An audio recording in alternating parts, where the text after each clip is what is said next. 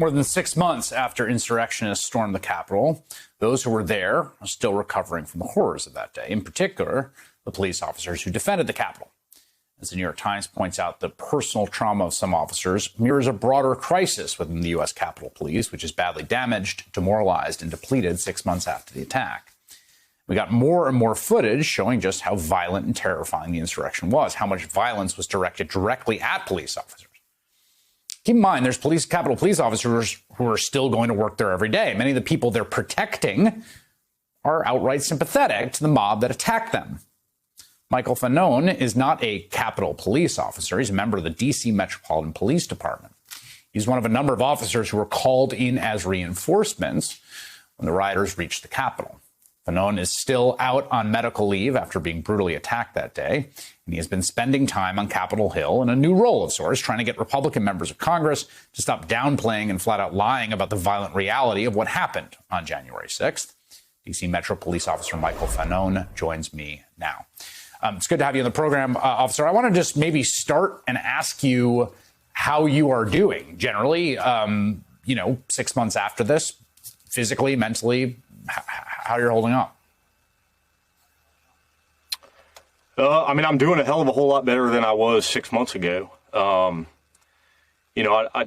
went through a pretty dark period, I'd say, in maybe the first 3 or 4 months immediately after the January 6th insurrection. But I've had a lot of help and support.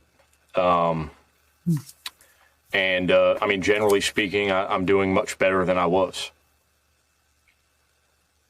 You use the word insurrection, which itself, I think, has been contested by a lot of people, including members of Congress, on Capitol Hill and in hearings. What do you think when you hear people say it wasn't an insurrection?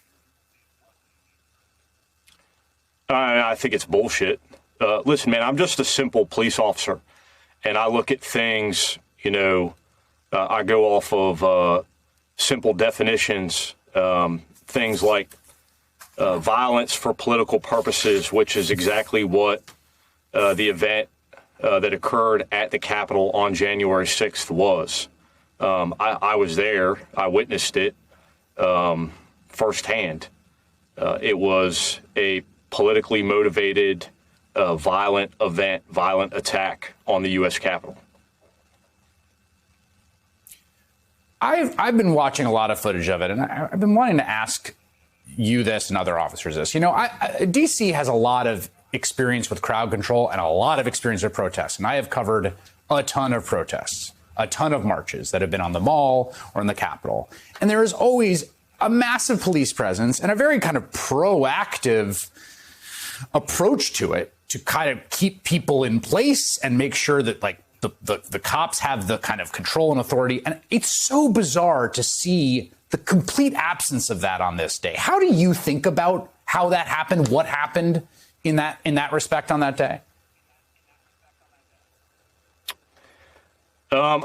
This way outside of my wheelhouse. Despite 20 years of law enforcement experience, my role within the department primarily involved narcotics and violent crime investigations, as well as, firearm-related crimes. I worked most of my career either running narcotics investigations or working as an undercover officer myself.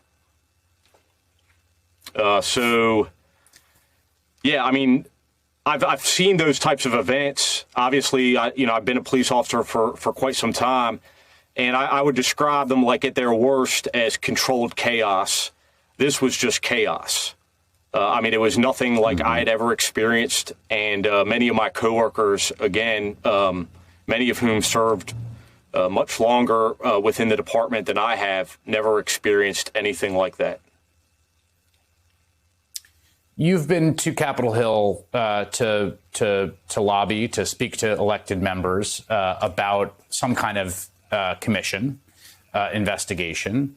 What have you learned from that experience? It's not something I think you've probably ever done before. What has been surprising to you, or what has anything changed your mind about the way American government works? Yeah, I was always a pretty apolitical person. I supported Donald Trump in 2016, but prior to that, I had voted for candidates on, both sides of the political aisle. I don't think any particular party necessarily represents me completely. I guess in that respect, I would, fall more into a category of an independent. However, what I've learned on, Capitol Hill is that we have a lot of elected officials that care much more about their own political future and their own careers than they do about the Americans that they are supposed to be representing. What have you been told when you bring this up? I mean, what is when you say they care more about their political future? Do you think that they're lying? Do you think what do they say to your face when you look them in the eyes and say this happened to me, we need to investigate it? It's not even a political thing. Yeah, I mean, it's very inconvenient. Unfortunately, that's the reaction that I get, or at least those are my feelings, based on those personal conversations. I get a lot of sympathy privately, and then publicly, those same individuals continue to make statements either downplaying or dismissing the events of January 6th, simply because, at least in my mind, it's not politically advantageous, and the concerns are more about the political success of their party in 2022 or 2024, rather than addressing this, horrible event that was inspired by the leader of, the Republican Party at the time. I want to play you a little bit of said leader, just because it is for all of us, I think, surreal to watch the history being rewritten in real time. When we all saw it, there were cameras there, but it must be particularly true for you. So I want to just play his characterization of what happened that day and get you to respond to it. Take a listen. You have people with no guns that walk down, and frankly, the doors were open, and the police, in many cases, they have hundreds of hours of tape, and they're not releasing the tape. They ought to release the tape to see what really happened. But there was also a love fest between the police, the Capitol Police, and the people that walked down to the Capitol. What do you think of that love fest? Yeah, I mean, again, that's a lie. Donald Trump's description of January 6th, pretty much every portion of that statement is a lie. That was not what I experienced. What I experienced was, incredibly brutal hand-to-hand combat. Again, just speaking about, my firsthand account, while I fought in the Lower West Terrace Tunnel, I was pulled away from the other officers by members of the crowd. I was beaten. I was tased numerous times at the base of my skull. And as a result of that assault, I sustained a heart attack, traumatic brain injury, and now suffer from PTSD. And that's a reality. Those are facts.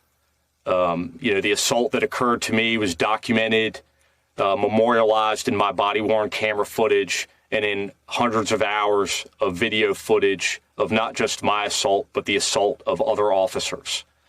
So again, I'm not sure what Donald Trump is referring to, but it certainly wasn't the events that day at the Capitol. That's a lie. You don't work at the Capitol. You're not a Capitol police officer, but you've been to the Capitol. And I just wonder what it's like, to go back and how you imagine it must be to be going there to work every day. Like, if you had to go back to work there every day, what that would be like.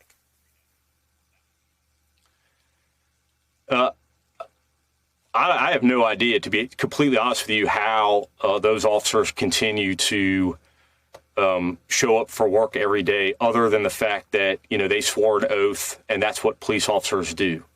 We go to work day in and day out. But, for me, like I've had a lot of interactions after January 6th with Harry Dunn. A hell of a guy, and he's been incredibly supportive to me. And I give him, all the respect in the world, going back up there and continuing to do his job after, what he experienced on the 6th.